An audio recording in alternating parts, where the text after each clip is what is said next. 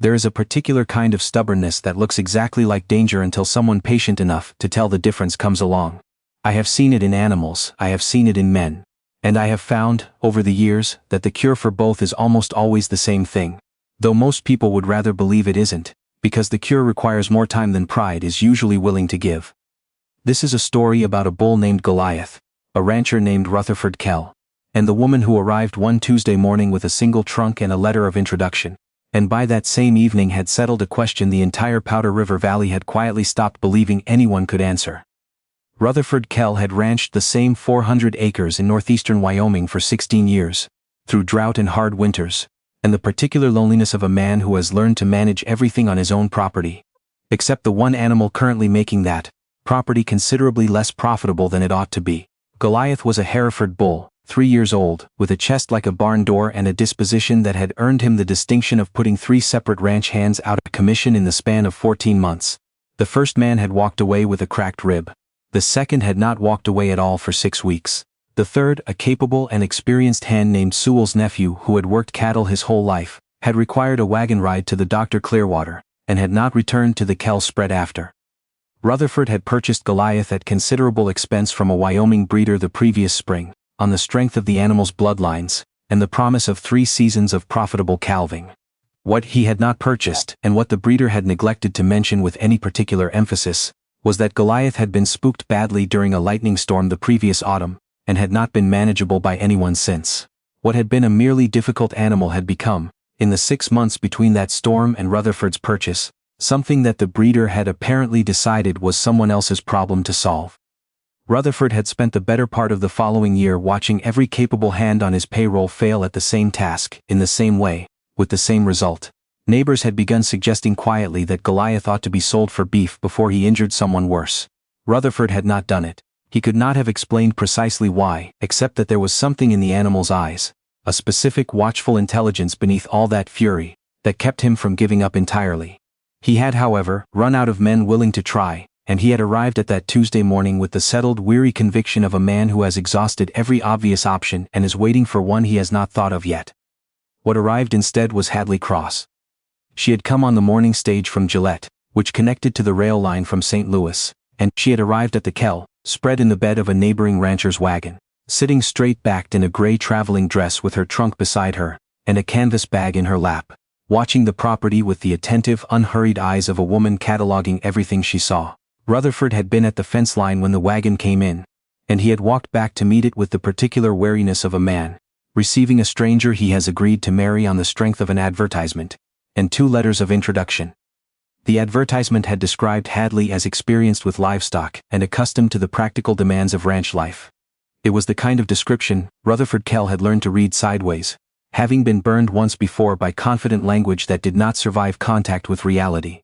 A land agent named Beaumont, 3 years prior, had described a grazing lease in terms that turned out to bear almost no resemblance to the actual condition of the land. And Rutherford had spent that entire season paying for the difference between what Beaumont had written and what the ground had actually been. Since then, he had made it a personal policy to withhold belief in any description until it had been tested in front of his own eyes. It was a reasonable policy.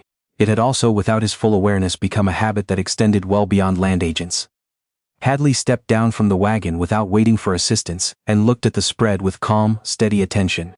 Her eyes moved from the main house to the outbuildings, to the grazing pasture, to the holding pen where Goliath stood alone in the far corner, separate from the other stock, with the coiled, sideways tension of an animal that has decided some time ago that it does not intend to be surprised again. She asked, before she had even properly introduced herself, what was wrong with the bull in the south pen.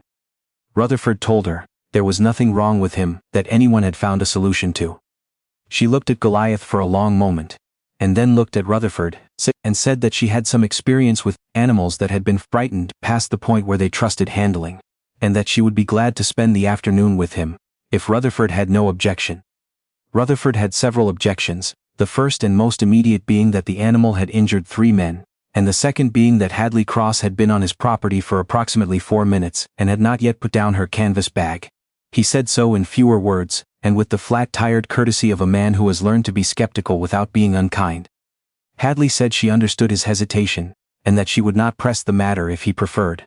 But she said it in the particular tone of a woman who has encountered this variety of hesitation before, and has long since stopped being wounded by it, which was a different thing entirely from agreeing with it. Rutherford looked at her, and then at Goliath, and then back at her, and said the thing that men say when they are certain they are right and would like a witness to confirm it.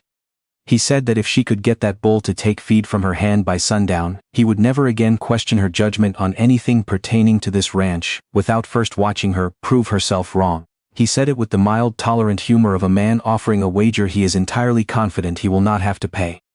He did not yet understand what he was agreeing to. To understand Hadley Cross's particular confidence, you have to go back to St. Louis and a veterinary practice on Olive Street run by her father, a careful and patient man named George Cross, who had spent 30 years treating animals that other practitioners had given up on. Hadley had grown up in that practice, cleaning instruments and holding lanterns, and eventually, from the age of 12 onward, doing considerably more than that. She had a gift that her father recognized early and never entirely understood, an ability to enter the space of a frightened animal without provoking it further, to read the small, continuous signals that a horse or cow or hog broadcasts when it is deciding whether the person in front of it is a threat. Her father had called it patience. Hadley knew it was something more specific than that, though she had never found a word for it that satisfied her. It was closer to attention, the kind that is fully given rather than partially, the kind that does not have somewhere else to be. She had stayed with the practice through her 20s, and when her father died and left the business to her older brother who was capable but not gifted, and who had made clear within the first year that her particular methods were not how he intended to run things, she had understood that the place where she had learned everything, she knew no longer had use for what she had learned. The advertisement from Wyoming had arrived 6 months later, and Hadley had answered it with the clear-eyed practicality of a woman who has learned to recognize the difference between a door closing and a door opening, and has decided to walk through the one that is still moving. She set her trunk on the porch and did not go inside.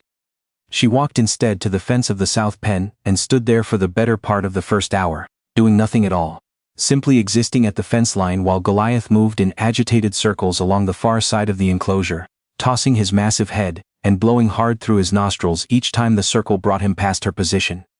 Rutherford's foreman, Sewell Graft, a weathered man of 50 who had been present for all 3 of the previous injuries, came and stood at the fence beside Rutherford, after perhaps 20 minutes of this, and neither man said anything for a while. Sewell had spent enough years around livestock to understand that what Hadley was doing was deliberate rather than uncertain, but he could not have said why it was working any better than Rutherford could. He only knew, watching the bull's pattern, that something in the quality of Goliath's agitation had already begun, very slightly, to change. Rutherford called across the fence after 30 minutes, and said that she was welcome to come back tomorrow, if she needed more time to prepare.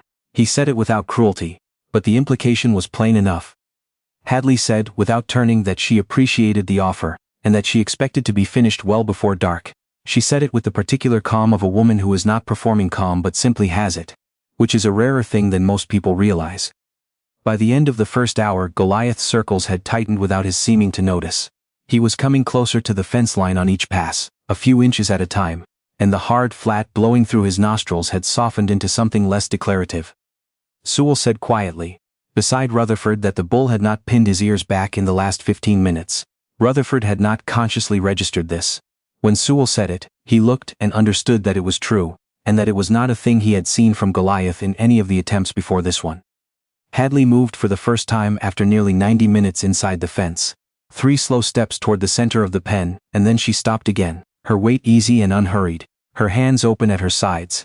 Goliath checked his forward momentum at 20 feet and stood watching her with the sideways, calculating attention of an animal that has learned to be suspicious of movement and is now uncertain what to make of movement that stopped. He did not charge.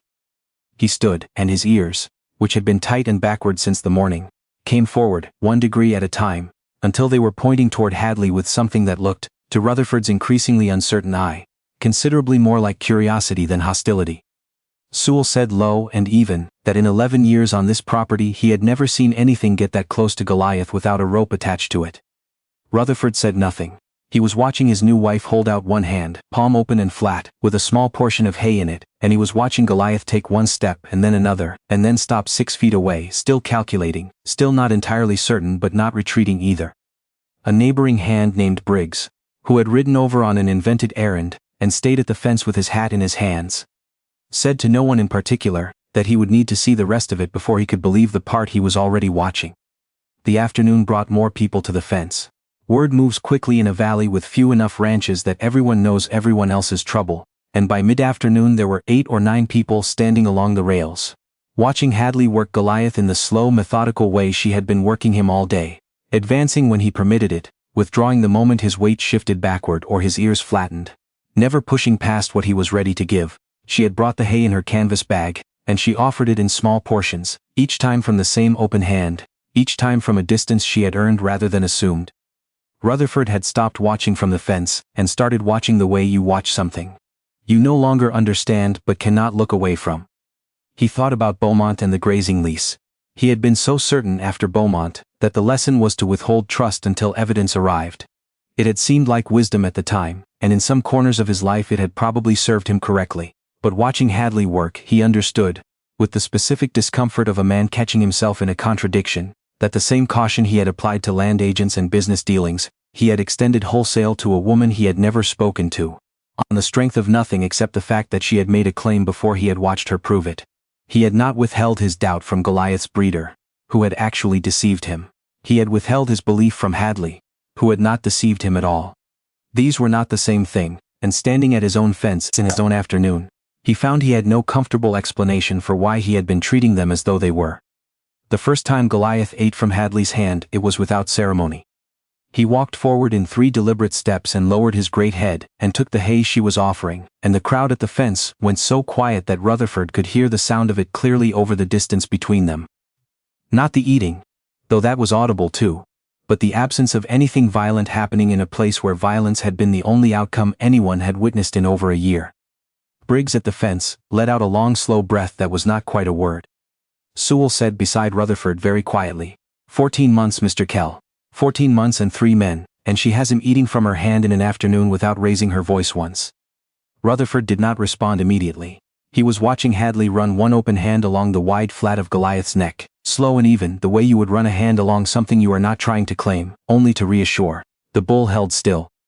Hadley walked Goliath in a slow circle as the light began to shift and gold across the pen, his massive head at her shoulder, easy and unhurried, as though this were a thing he had always done rather than something he had fought against for over a year. She brought him back to the fence gate as the sun touched the ridge line and stopped there, close enough to the rail where Rutherford stood that a quiet conversation was possible. She said, without triumph in her voice, only the plain factual delivery of a woman making an observation she has made many times before in different circumstances. He was never mean, Mr. Kell. He was frightened, and nobody slowed down long enough to let him stop being frightened before they tried to make him into something useful. Rutherford said 3 men tried force. Hadley said, force is faster than patience and it feels more like doing something. That's why it gets tried first, and tried again, and tried a 3rd time after the second one fails. Patience looks like nothing is happening until suddenly something is. She said it without edge. She was not lecturing him. She was simply describing what she had spent the afternoon doing, in the same tone she might have used to describe the weather. Rutherford looked at the bull standing calm at her shoulder, and then at the woman who had accomplished in one afternoon what 14 months and 3 capable men had not, and said quietly enough that the people at the fence could not hear it, I owe you an apology that has nothing to do with that wager. I made up my mind about your letter before I had any business doing it, and I did it because someone else deceived me once and I let that spill over in a direction that didn't deserve it. That was not fair, and I knew it was not fair even at the time. Hadley was quiet for a moment, then she said, you have a long time to make up for a morning, Mr. Kell. I am not in a hurry about it. She said it with the first smile he had seen from her, since the wagon had come up the road, and there was nothing small about it. Briggs, still at the fence with his hat in his hands, said to Sewell later that afternoon, that he had ridden over expecting to watch a new arrival make an embarrassing mistake in front of half the valley, and had ended up watching something he did not have a word for yet, but intended to think about for a considerable time. Sewell told him that was the appropriate response, and that he ought to remember every detail of it, because he doubted the valley would see anything quite like that particular afternoon again. Rutherford Kell paid the wager that evening, though both of them understood by then that the actual settlement had very little to do with what was owed. What he paid in the months that followed was of a different kind entirely, a willingness to ask before deciding, to bring a question to Hadley, before he had already answered it himself, to extend toward her judgment the same good faith. Waiting she had extended toward a frightened animal all afternoon. He brought her into decisions about new stock, about the timing of sales, about the younger animals coming up through the herd. He did it not as a concession but as a correction, the way a man corrects course when he discovers he has been traveling by a map that was drawn from someone else's bad experience. Hadley found in Rutherford something she had not found at the veterinary practice when her brother took it over, a person who, once his doubt had been honestly and completely dismantled, did not merely tolerate her methods but came to rely on them. When difficult animals arrived at the Kell spread, which they did with some regularity, Rutherford sent for Hadley first and watched her work without impatience, having learned in a single afternoon exactly what impatience cost. Goliath became within 2 seasons the most productive animal on the property, calm and manageable under Hadley's handling, and Rutherford liked to say, not entirely without humor, that the best investment he had ever made on this ranch was the wager he was absolutely certain he had already won. Briggs, the young hand from the neighboring spread, came back the following spring when a difficult horse arrived on his employer's property and nobody could manage it, and he asked Hadley, with his hat in his hands and a certain careful humility, if she might be willing to let him watch how she worked. She said yes. He watched and then he practiced and then he came back and watched again. He told people years later that the afternoon he stood at Rutherford Kell's fence and watched a woman handle in one day what 3 men had failed at across 14 months was the same afternoon he understood that the most useful thing a person can do with a frightened animal, or a stubborn person, is simply refuse to rush them. That lesson, he said, had changed everything about how he worked for the rest of his life. Not because it was complicated, because it wasn't, and he had somehow needed to watch someone prove it before he could believe it was enough. Rutherford and Hadley Kell ranched that Powder River property together for 28 years. Hadley gentled a good many more difficult animals over those years, and Rutherford never again dismissed a claim of hers before watching her prove it, having understood on one particular Tuesday afternoon that his new wife's gift was not a thing to be doubted into hiding, but a thing to be given room enough to show itself fully. Their younger daughter inherited her mother's patience almost entirely, which Rutherford considered the finest thing either of them had managed to pass on. He said, in the last years of his life, that the most important thing he had ever learned on that ranch was not anything about cattle or weather or land. It was that the fastest way to miss what someone is capable of is to make up your mind about them before you have given them an afternoon. Sometimes all a frightened thing needs, animal or otherwise, is someone patient enough to stand still long enough to let the fear run out of reasons to stay.